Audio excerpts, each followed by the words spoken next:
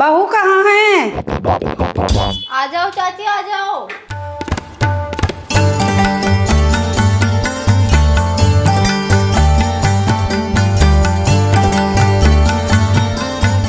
राम राम चाची, आ जाओ बैठ जाओ। राम राम बेटा, राम राम, खुश रहो। काय काम में लग रही है तू? कुछ नहीं चाची, बस दोपहर के खाने की तैयारी कर रही हूँ। मुझे तो तेरे पे बहुत दया आवे, तू भी सारे दिन काम में ही लगी रहे।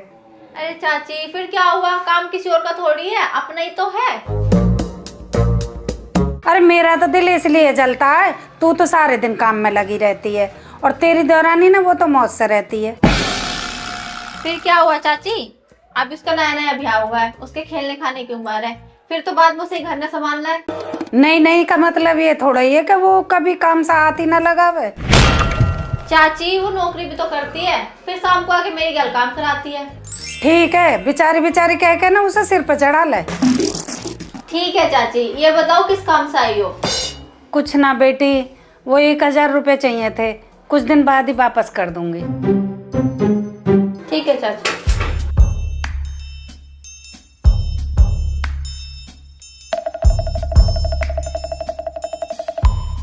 लो चाची। ठीक है बेटा, जुग जुग जियो, तुम्हारा सुहाग बना रहे। चलती हूँ। राम राम चाची।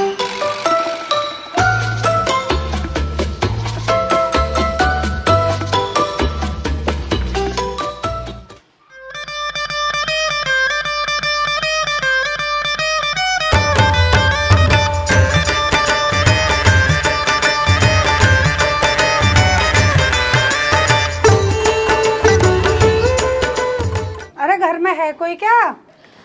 राम राम चाची, राम राम, आ जाओ बैठो चाची। राम राम बेटा, राम राम, खुश रहो।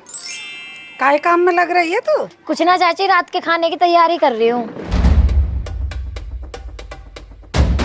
अकेली लग रही है बेटा, तेरी जेठानी कहाँ गई? दीदी तो सारा दिन काम में लगी रहती है, मैंने ही उनको पार्क में भेज दिया घूमने के लिए। तू पूरे दिन तो ड्यूटी करके आवे है और फिर आते ही काम में लग गई। कोई बात नहीं चाची, घर का काम ही तो है, घर का काम तो मिलजुल के करना चाहिए। अरे बेटा, जब काम बराबर का हो तो खर्चा भी तो बराबर का होना चाहिए। क्या मतलब चाची, मैं समझी नहीं। बेटा देख, सीधी सी बात है, तुम दोनों पति पत्नी इतना कमाओ और परी का पति कमावे थोड़ा सा, तुम दोनों खर्चा भी सारा उठाओ और काम भी बराबर करो। चाची बात तो ठीक कह रही हो, पर अब करना क्या है? करना क्या है बेटा, जब तुम दोनों इतना कमा रहे हो तो घर का बंटवारा कर लो, फिर तुम मौज से रहना। क्यों अपनी कमाई को जेठ के परिवार पर लुटा रहे हो? ठीक कह रही हो चाची तुम, मैं आज रात को ही इनसे बात करती हूँ। ठीक है तो बेटा, अब मैं चलती हूँ।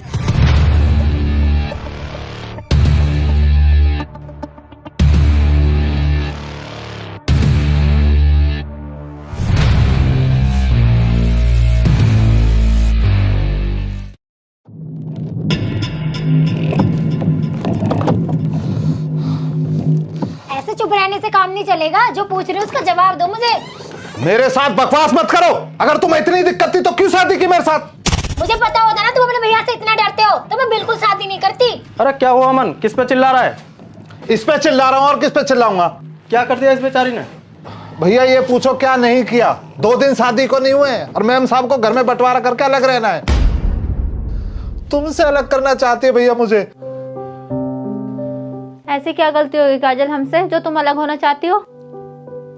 कुछ नहीं दीदी, मैं तो बस ये कह रही थी कि घर के सारे काम बराबर हैं तो खर्चा भी तो बराबर का होना चाहिए ना। देखा भैया आपने, देखा कितना घमंड है इसे अपनी नौकरी का। 4 दिन नहीं हुए इसे इस घर में आए हुए और खर्चे कम ज्यादा की समझ हो गई है इसे। अरे ठीक ही तो कह रही है बेचारी, घर में सब कुछ बराबर होना चाहिए। रहने दो भैया, भूला नहीं हूं मैं जब पिताजी गुजरे थे, छोटा सा था मैं। तुमने कितनी मेहनत की मेरी पढ़ाई का खर्च उठाने में, माँ की दवाइयों का खर्च उठाने में। तुम तो शादी भी नहीं करना चाहते थे भैया, वो तो माँ के जाने के बाद मैंने जिद की जब तुमने शादी की। जानते हो भैया शादी क्यों नहीं करना चाहते थे? क्यों? क्योंकि भैया का मेरे प्रति प्यार कम ना हो जाए।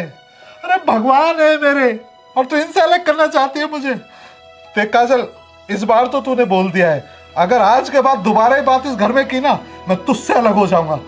लेकिन भगवान समान अपने भाई से कभी नहीं। मुझे माफ कर दो जी। मैं शांति चाची की बातों में आ गई थी, मुझे नहीं पता था भैया इतने अच्छे हैं। दीदी मैं आपकी भी गुनहगार हूँ, हो सके तो मुझे माफ कर देना।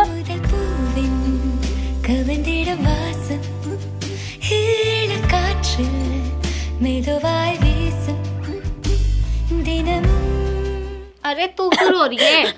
शांति चाची का तो काम है सबको भड़काना, उनके बहू बेटा तो अलग रहते हैं, इसीलिए वो सबको भड़काती रहती है। तू टेंशन ना ले, वो मुझे भी तो भड़काना चाह रही थी, लेकिन मैं उनकी आदत जानती हूँ। तू चुप हो जा। अरे नाम तो उसका शांति है, लेकिन सबके घरों में अशांति फैलाती रहती है। भैया वैसे अब करना क्या है इस चाची शांति का? करना क्या है, जब सुबह घर पे आएंगी ना तो मैं अपने पैसे मांग लूंगी जो मुझसे उधारी लेके गई हैं। वैसे भी उनके हाथ से पैसे तो छुटते ही नहीं है, तो ना पैसे देंगी और ना आएंगी घर पे। अरे वाह दीदी, क्या इलाज सोचा है। अच्छा वैसे काजल जी अब तो अलग नहीं होना, एक साथ रहना है ना? हाँ हाँ बिल्कुल, मुझे आप सब लोगों के साथ में रहना है अब। फिर ठीक है।